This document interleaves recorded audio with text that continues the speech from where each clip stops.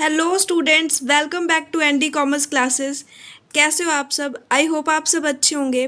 तो आज हम जो टॉपिक करने वाले हैं वो है बिजनेस एथिक्स। तो चलिए पढ़ते हैं। बिजनेस एथिक्स जो है वो आपका उसका मीनिंग पढ़ लेते हैं। तो बिजनेस एथिक्स जो है वो बिजनेस और एथिक्स दो चीज़ों से मिलके बना है। तो इन दोनों का मीनिंग जानना यहाँ बहुत ज़रूरी है। बिजनेस क्या है? एक एंटरप्राइज है इंगेज इन कमर्शियल, इंडस्ट्रियल और प्रोफेशनल एक्टिविटीज़, जो कि कमर्शियल और इंडस्ट्रियल और प्रोफेशनल एक्टिविटीज़ में इंगेज होती है। मतलब आप कोई भी काम कर रहे हो जो कि व्यापार से रिलेटेड है, उद्योग से रिलेटेड है, या फिर कोई भी पेशा है, तो वो आपका बिजनेस होगा।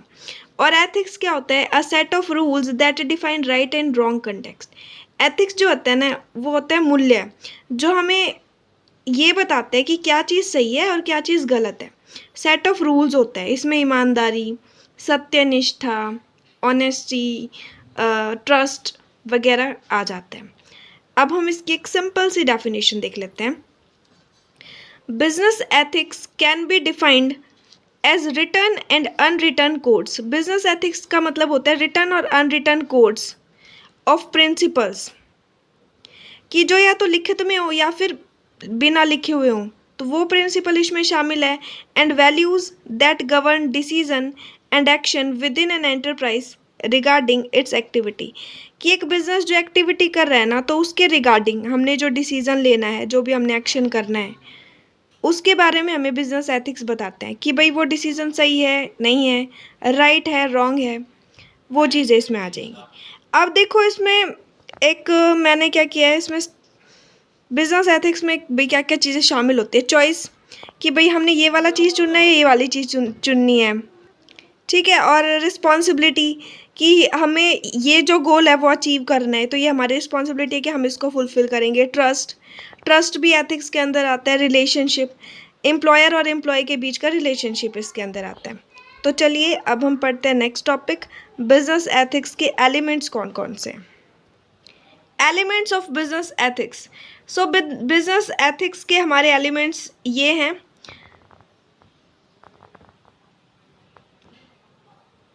सो let's read. Organisation code of conduct, ठीक है। इसका मतलब ये है कि हर एक ऑर्गेनाइजेशन या फिर हर एक बिजनेस में कुछ एक प्रिंसिपल होते हैं, कोड ऑफ कंडक्ट होते हैं, तो वो फॉलो करके भी हम बिजनेस एथिक्स को लागू कर सकते हैं। जैसे कि गाइडेंस फॉर स्टाफ, स्टाफ के लिए guidance, the way we work, हम जो काम कर रहे हैं वो किस तरह से होगा, कैसे होगा, बिजनेस प्रिंसिपल, ये सारी चीज़ें हैं ना, कि हमने स्टाफ को निर्देश दे दिया कि भाई आपको ये काम है, ऐसे करना है, ठीक है। और हम जैसे काम करते हैं उन तरीकों को बताना, और हमारे जो भी प्रिंसिपल है वो हम उस स्टाफ को बताएं, तो ये हमारा कोड ऑफ कंडक्ट होता है। तो अगर हम अपने बिजनेस के प्रति पूरी अच्छी निष्ठा से काम करते हैं तो वो सारा बिजनेस एथिक्स में आ जाएगा। टॉप मैनेजमेंट कमिटमेंट, जैसे कि टॉप मैनेजमेंट है जो हायर लेवल पे होता है, सबसे ऊपर, ठीक है। फिर उसके नीचे असिस्टेंट काम करते हैं, उसके नीचे और मैनेजर वगैरह और भी बंदे। तो जो टॉप मैनेजमेंट होता है ना, उसके गोल्स, उसके मिशन, ये भी बिजनेस एथिक्स में आ जाएंगे। क्योंकि एक बिजनेस एथिक्स में हम अपने बिजनेस के गोल्स को शामिल करते हैं कि हमने क्या अचीव करना है, हमारा मिशन क्या है, हमारा विज़न क्या है, तो हमारी कमिटमेंट इसमें आ जाएंगी। कॉरपोरेट कम्युनिकेशन, कॉरपोरेट यानी हमारी जो ऑर्गेनाइजेशन है ना, वो हमें क्या सिखाती है। For example what, why, how, understanding as well as information, ये हमें व्हाट, वाई और हाउ का आंसर देती है, और इसको हम समझ भी सकते हैं और इन्फॉर्मेशन भी हमें मिल जाएगी। जैसे कि हमें क्या चीज़ अचीव करनी है और क्यों अचीव कर रहे हैं हम वो चीज़, और कैसे उसे अचीव किया जा सकता है ना, कि हमें क्या चीज़ चाहिए, क्यों चाहिए, और कैसे वो प्राप्त की जा सकती है। तो वो सारी चीज़ें कॉरपोरेट कम्युनिकेशन में आ जाएंगी। Involving employees at all level, business ethics में क्या आता है कि हमारे सारे एम्प्लॉयज़ को हम हर लेवल पे इन्वॉल्व करें। जैसे कि डिसीज़न मेकिंग में, जैसे कि ट्रेनिंग प्रोवाइड करने में, जैसे कि उनको इंसेंटिव वगैरह प्रोवाइड करना, मोटिवेशन वगैरह देना, ये सारा बिजनेस एथिक्स के अंदर आ जाएगा। Avoid conflict within an organisation, एक ऑर्गेनाइजेशन के अंदर जो भी कॉन्फ्लिक्ट होते हैं, मतलब लड़ाई झगड़े होते हैं ना, एम्प्लॉयर के बीच या दो एम्प्लॉयज़ के बीच हो गया, तो उनको अवॉइड करना या सुलझाना भी बिजनेस एथिक्स के अंदर आता है। मॉनिटरिंग और मेजरिंग रिजल्ट, और फिर जो भी हमने एक्शन करा है, जो भी हमने काम करा है अपने बिजनेस में, तो उस चीज़ को मॉनिटर करना, मेज़र करना कि सही हुआ है या नहीं हुआ, क्या सही रिजल्ट आए हैं या नहीं आए। नेक्स्ट और लास्ट टॉपिक है एनवायरनमेंट पॉल्यूशन। एनवायरनमेंट पॉल्यूशन, सो इसका मीनिंग देखते हैं। सबसे पहले एनवायरनमेंट क्या है, फिर पॉल्यूशन क्या है, ठीक है। तो environment is defined as the totality of man surrounding. हमारे आसपास का जो सराउंडिंग है ना, वो है एनवायरनमेंट। इसमें नेचुरल भी आ जाता है और मैन मेड भी आ जाते हैं, मतलब सारे रिसोर्सेज जो एक तो नेचर ने हमें दिए, जैसे कि पेड़ पौधे पहाड़ झरने वगैरह, और मैन मेड जो कि हमने बनाए, ठीक है। तो वो सारी चीज़ें जो है वो हमारे एनवायरनमेंट के अंदर आ जाती है। और पॉल्यूशन क्या है, pollution refers to any substance. Pollution का मतलब कोई सब्सटेंस होता है that negatively impact the environment, जो कि हमारे एनवायरनमेंट पे बहुत ही नेगेटिवली प्रभाव डालता है, बहुत बुरा प्रभाव डालता है। तो एनवायरनमेंट पॉल्यूशन क्या बना, एनवायरनमेंट पॉल्यूशन वो होगा जो कि हमारे सराउंडिंग में ऐसी चीज़ों का मिल जाना, ऐसे सब्सटेंसेस का मिल जाना जो कि बहुत ही नेगेटिवली और हार्मफुल इफेक्ट डाले।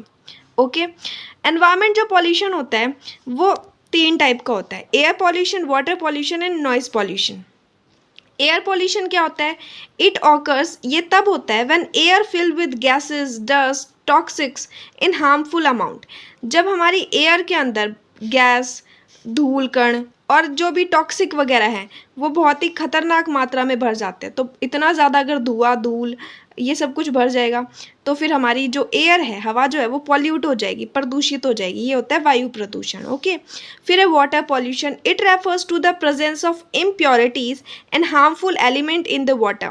पानी के अंदर अशुद्धता और जो खतरनाक तत्व हैं उनका मिल जाना, उनकी प्रेजेंस होना ही क्या कहलाता है, वाटर पॉल्यूशन, ठीक है।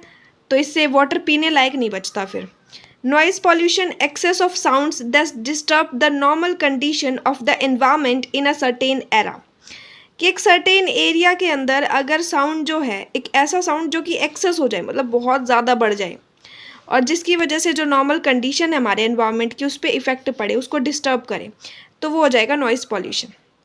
एयर पॉल्यूशन की वजह से हमें सांस से रिलेटेड प्रॉब्लम हो जाती है, नॉइज़ पॉल्यूशन की वजह से सुनने संबंधी प्रॉब्लम हो जाती है, और भी बहुत सारे इफेक्ट होते हैं इससे। इससे जो हमारे पशु हैं, ठीक है, उन पे इफ़ेक्ट होता है, हमारे एनवायरनमेंट पे इफ़ेक्ट होता है, और ह्यूमंस जो हैं, ठीक है, आम इंसान, उन पे इफ़ेक्ट होता है, छोटे बच्चों पे, बड़े बुज़ुर्गों पे, सब पे इफ़ेक्ट होता है।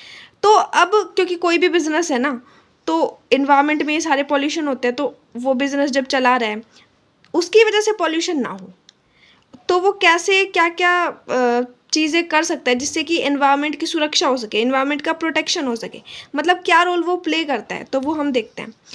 Role of business in environmental protection, environmental protection में बिजनेस क्या रोल प्ले कर सकता है। कैंपेन, कि भाई आप पेड़ पौधे लगाओ, ऐसा कुछ कोई कैंपेन चला दिया उसने, है ना, और पेड़ पौधों से रिलेटेड ही कुछ जिससे कि एनवायरमेंटल प्रोटेक्शन हो सके।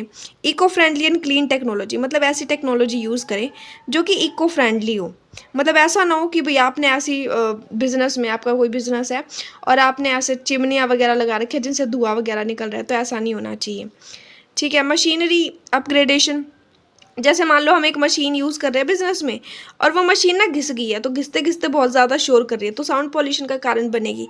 टाइम टू टाइम उसको अपग्रेड करते रहना बहुत ज़रूरी है। फिर industrial waste should be recycled, industry में बहुत सारा वेस्ट होता है और हम क्या करते हैं, उस वेस्ट को ना बहा देते हैं पानी में, वाटर पॉल्यूशन का कारण बनता है। तो एक बिज़नेस की रिस्पॉन्सिबिलिटी बनती है, उसका रोल बनता है कि भाई हम वो वेस्ट है उसको रिसाइकल कर ले, दोबारा यूज़ कर ले, है ना, रिसाइकल करके उसका कुछ नया बना लें। फॉलो गवर्नमेंट रूल, गवर्नमेंट ने भी इन्वायरमेंट के प्रोटेक्शन के लिए बहुत सारे रूल बनाए हुए हैं, ठीक है, तो इन रूल का फॉलो करना भी बिजनेस का एक रोल है। तो आई होप आपको समझ आया होगा ये चैप्टर। आज हमारा ये जो चैप्टर है ना, सोशल रिस्पॉन्सिबिलिटी ऑफ बिजनेस, वो कंप्लीट हो चुका है और आपको समझ आया होगा। तो अगर आपको समझ आया तो वीडियो को लाइक कीजिए और इसे अपने क्लास ग्रुप में ज़रूर शेयर कीजिए। Thank you very much.